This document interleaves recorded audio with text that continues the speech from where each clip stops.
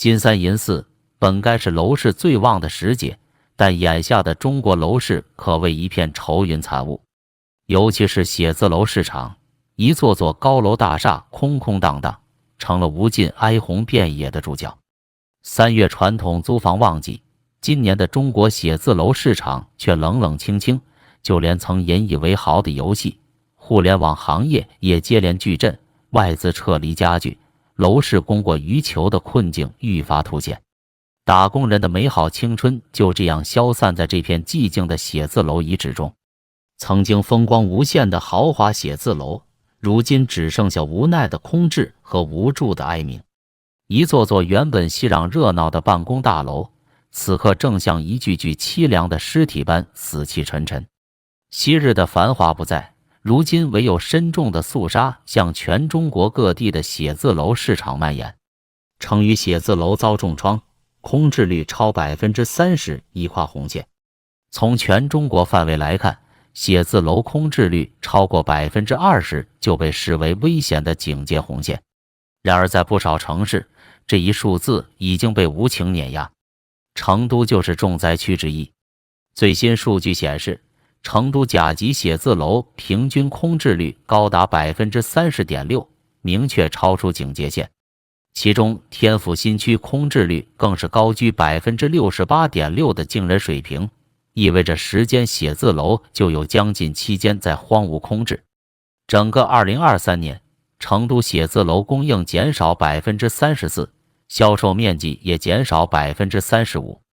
更可怕的是，当前成都写字楼存量居高不下，去化周期长达近16年。作为西部重镇，成渝地区写字楼的凄惨境遇引起了广泛关注。邻近的重庆市情况也相当严峻，大渡口区、江北区等主要写字楼集中地的空置率均在 30% 以上。一线城市也不容乐观，北上广深遭重创，一线城市的写字楼市场也陷入了泥淖。在北京，过去最繁华的中关村和亦庄等地，写字楼空置率已经突破 20%。望京、金融街、国贸一带的空置率更是高达 30% 以上。上海则遭受了更为沉重的打击。2023年，上海高端写字楼新增供应量高达惊人的141万平方米，为近5年来最高水平。但与此同时，净吸纳量却不到2022年的2/3。核心地段如陆家嘴、虹桥等，空置率已经攀升至 16% 以上。此核心区的空置率也基本上徘徊在 30% 左右，局面一片狼藉。广州去年新增100万平米的写字楼供应，多达 60% 集中在琶洲板块，令整个珠三角地区雪上加霜。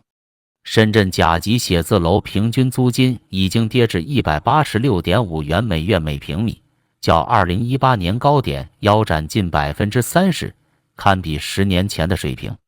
二线城市也在经历滑铁卢，空置率爆表。除一线城市外，不少二线城市的写字楼市场也步入了绝境。作为曾经最富庶的沿海城市之一，青岛的写字楼空置率直线飙升至 48% 的天文数字，成为全中国之最，意味着每2间写字楼就有1间在闲置。郑州、天津、武汉、南京等城市的写字楼空置率也在30%左右徘徊，明显超出警戒线。以南京为例，2023年仅这一年新增供应就高达 57.9 万平米，接近未来3年天津总新增量的水平。租金断崖下跌，投资客哭晕在厕所。空置率的上升自然带来租金的下跌。北京全市甲级写字楼租金同比下跌 7.3%， 广州和深圳的降幅分别高达 10.1% 和 8.4%。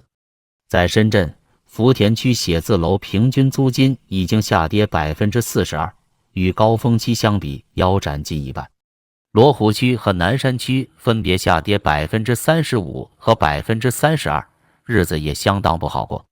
某些热门地段的写字楼甚至出现了被暗价6万、现5折3万出头的疯狂折扣。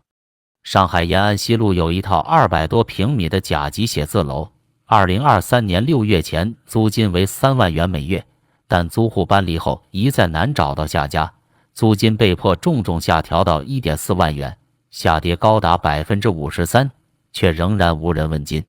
杭州的情况同样糟糕。作为科技之都和网红城市，杭州甲级写字楼租金也在持续下跌，有惨遭租户退租的投资客曾在青岛买了整层写字楼，如今收租为0，但每月物业费仍需重金，实在是捶心肝疼。供应未除，组织仍在加重，各地项目蜂拥而至。最可怕的是，尽管写字楼的阴霾已经笼罩全中国，但各地方政府和开发商对新增供应的热情丝毫未减。几乎每一个重镇接下来的几年都在酝酿新一轮的写字楼折腾。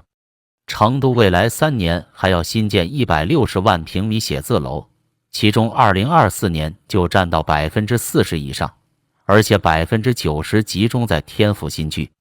广州今年新增100万平米，网红城市杭州也将新增约100万平米，苏州未来3年新增85万平米，是前3年总和的近4倍。更为荒诞的是，很多新建写字楼项目都集中在次级区域和偏僻地带，比如靠近机场、工业园区等，呈现出明显的供需极度错位。需求降温是根源，企业利润下滑，裁员加剧。写字楼遭遇大面积空置和租金下跌，根源在于企业实际需求的大幅降温。2021年至2023年间，北京甲级写字楼的净吸纳量从101万平方米暴跌至仅12.7万平米，下挫高达 87%。同期，上海从136万平米降至39万平米，跌幅 71%。深圳从84万平米降至22万平米，降幅高达 74%。成都2023年甲级写字楼市场净吸纳量只有 5.3万平米，同比大跌 49%， 市场化租赁吸纳量仅 1.9万平米，更是创下历史新低。企业裁员和业务下滑是主因。过去几年，各大互联网企业唱衰，游戏公司更是遭遇整顿风暴，不得不大规模裁员减租。外资撤离也在一定程度上减少了写字楼的需求。2023年，中国实际使用外资同比下滑 8%。随着房租和税费的双重压顶，很多投资客开始吃不消。在青岛，不少购买整层写字楼做投资的客户，如今虽无租金收入，却仍需交纳高额物业费，积极于自杀了。未来已现危局，第2波空置潮正在路上。最悲哀的是，以上一切都只是个开始。伴随各大城市新增供应的持续到位，一场比当下更为猛烈的第2波空置潮正在路上。根据业内估算，在未来3年，深圳每年有近100万平米的新增写字楼供应要入市，广州接下来会有更多的项目开工和新增供给，就连天津、重庆等地新增供应量也都在不断累积。1线城市房价虚高，库存居高不下，而2、3线城市却面临产业人才流失。在这种背景下，未来写字楼的出租和销售都将雪上加霜，地产商和投资客将继续承受沉重打击。写字楼遭殃，阶层更迭，打工人节省奋斗路。写字楼空置，租金下跌，企业裁员，效用下降，最终伤害和消费降级都将反哺到底层打工人的生活。昔日互联网行业、金融业的白领们享受着高薪高福利，年轻人排队涌入这些职业，谋求一份光鲜体面的未来。如今好日子一去不复返，体面工作越来越难觅，高薪工资也只能望洋兴叹。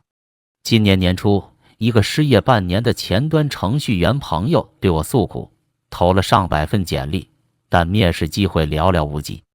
不少大公司都实行极为严格的招聘缩减，步履维艰。数据展示，过去流入1线城市的人才正在离去，观望气氛明显加重。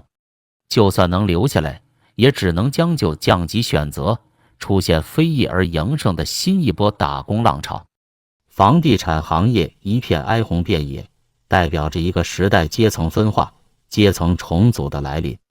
打工人的美好青春正在不断消散，理想未来渐行渐远。他们也只能重复父辈们的老路，节俭温饱，奋斗才是生存之道。当写字楼的灯火熄灭，刻在玻璃窗上的岁月也就黯然失色。